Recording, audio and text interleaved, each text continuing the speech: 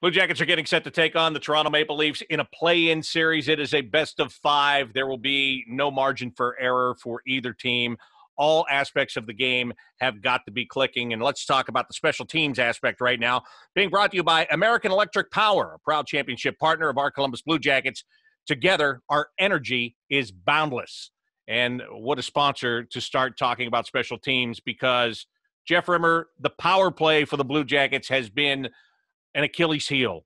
And this has gone on for the last couple of years. It's gotten to such a point where they even brought in Paul McLean to work with the power play, try to get it going. We've seen it in spurts. We have never seen it consistent over the course of the last 3 playoff seasons, and even this year during the regular season. What's it going to take to get that power play to be a major factor to help the Blue Jackets here? Well, as training camp 2.0 went on, we did see a difference. It has happened previously for a short period of time, but it looks like the Blue Jackets will start that series with the Toronto Maple Leafs with both Werenski and Seth Jones paired on the top unit. Now, does that make a difference? Certainly they look like they can be more effective. Jones, of course, on the offside and looking to get that shot off.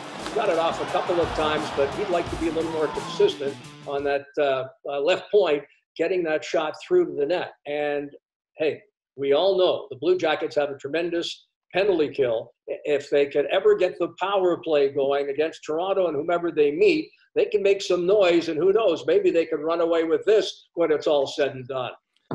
How long you been sitting with that Stanley Cup model there, just waiting to show it off to everybody? I had to pick the right spot to use it. But, hey, seriously, we know what the Blue Jackets can do on the penalty kill, but they've got to find a way, as you say, to get the power play going. Actually, I'm impressed because I thought I was the only one that sat around for the last couple of days thinking about how we were going to do this show, but I can see that you were working your brain too. Anytime, Bob. Jody, Jeff was talking about that power play and the shots coming off the wall. Look, we went into this season knowing that it was going to struggle even more without an Artemi Panarin. Emil Bemstrom was a guy that was hyped up a lot during training camp. We saw it in the very first preseason game he scored on the power play. I think when it comes to Bemstrom, I think he's got a chance to be a good player. I think that he was really thrown into a situation that's a little bit too rich for him right now because he was great in Europe, but it takes time to adjust to the National Hockey League. But, it's players like that have that type of skill and have that type of shot that have got to find a way to come through when it comes to the power play in this series. Wouldn't you agree? I would agree, and this is going to be at a premium. And you might not even see a power play, according to what some of the stats, because the Leafs never get a call for them. They never get power plays. They just never get calls to get the man advantage. That's their dialogue throughout the season. And we know the Blue Jackets don't take penalties. So what are we going to see? We're going to see some pretty good hockey, I guess, but it's going to be clean. When you do get on the power play, it's got to be, it's the same as timely saves with the goals. It can't be something that gets in the way. And sometimes I see the frustration from Atkinson, from Jenner, guys that get opportunities where you can't allow frustration to get in. The Blue Jackets have to understand that, it's not live and die by the power play. It's the penalty kill that they've really got to focus on. Okay, when you do get out there, the work ethic, and this may sound way too basic, but the work ethic on the power play you have to outwork the penalty killers. And the penalty killers, it's strange, but when you're on the penalty kill, it's only 4 guys, but your routes are very, very defined and detailed. They break it down to just try to squeeze players off, get in shot lanes, protect and clear. It's like the mentality is so simple and hard work and paying the price that it's easier to buy in, I guess. So what I'm saying is the Blue Jackets penalty kill has got to be on point and on point to frustrate. And if I'm on the power play of the Blue Jackets, go out and work hard and try to outwork the penalty kill of the Maple Leafs, but don't allow frustration to come in. It doesn't matter. It matters to a point, but it can't matter where it's going to affect the team and the rest of the game. You know what I'm saying? I mean, there's got to be a mentality there where you just got to chalk it up and move to the next one. I think sometimes in a long season, you can let your personal goals get in the way and you can get frustrated. In this format, move on and really let that penalty kill get out and out-frustrate the opposition. And John-Luc, to take that a step further, what Jody's saying is you really break it down. on the penalty kill, the Blue Jackets are very content to just be hardworking and boring. They're not looking to, if they get a chance to get a shorthanded breakaway, that's great. They'll take that opportunity. But it's not about creating that. It's just about doing your job. But when you talk about their power play, for a team that at times is offensively challenged, I think they're very guilty of trying to put in this perfect highlight reel goal, and that they have gotten away, not just this year, but in previous years. I think they've really gotten away from that ugly park somebody in front of the net, dig it out of the pads and stuff it back through the 5-hole. We don't see those kind of goals out of them. And I think we should see more of them because they're trying to be too fancy, in my opinion. Do you agree?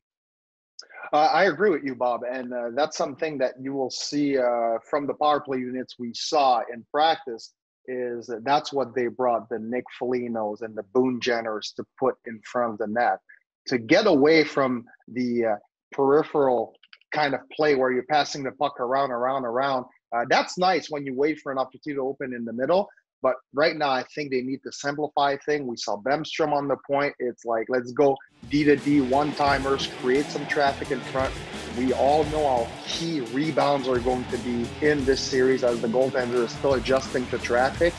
It's going to have to get ugly, simple, and hard work. And the hard work part, when you're a power play guy, naturally you're not going to work as hard as the PK guy because you have that confidence that, hey, there's one more of us, let's take it easy. Believe it or not, I was a power play guy at one time in Europe, so that's the attitude I had. Then I was on the PK and I was working so hard to make sure we could clear the puck. So it comes back to a mental attitude and something that the Jackets have to really take at heart to be able to be successful against Toronto. Wait a minute, are you saying that you were a power play guy and that you just let up a little bit because you had the extra guy, and then all of a sudden you wound up being a penalty kill guy, and that was the end of your power play time?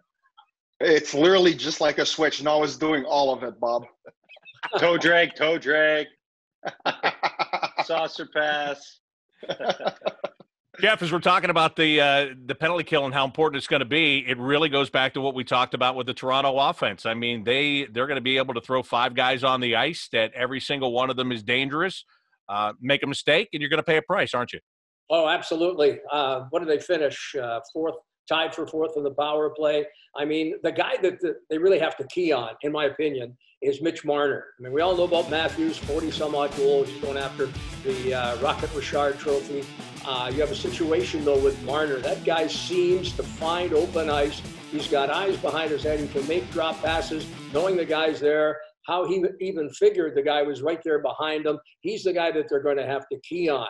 And obviously, they've got enough talent to have 2 power play units. I mean, whoever's on the first unit, obviously Marner, Tavares, Riley, Matthews. Then you got the second unit. You can have Mikheyev and as well Nylander. And that's couple pretty good guys. And then Tyson Barrie on the point. So the Blue Jackets are going to have to be sharp. They're going to have to be very, very strong defensively, and they're going to face 2 highly regarded offensive units on the power play from Toronto's perspective. Yeah, that's a pretty good assessment right there. And Jeff, I think if you break it down from their standpoint, there's probably a little internal competition. I mean, everybody wants to be on that top power play unit for them.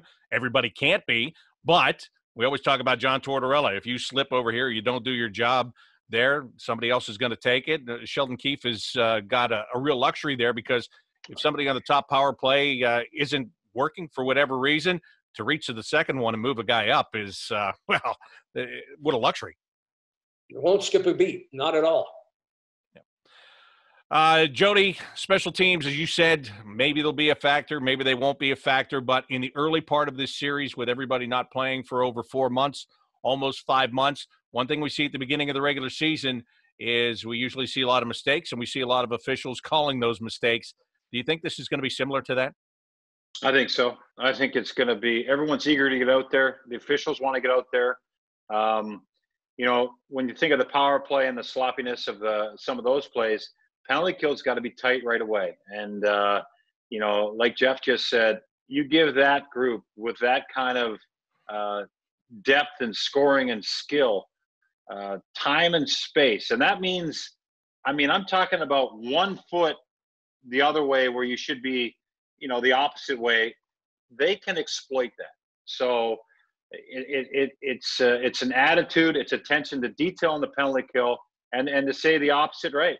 I mean, with any opportunity, I don't care what it is. If it's an odd man break, if it's a rebound chance in front of the net, power play or 5-on-5, whether it's a goaltender having an opportunity to make a save, it basically comes down to any advantage or opportunity you have to take advantage offensively, and then defensively, you have to take it away. It's that simple. I know that's very simplistic, but that's what it's going to come down to here in playoff hockey.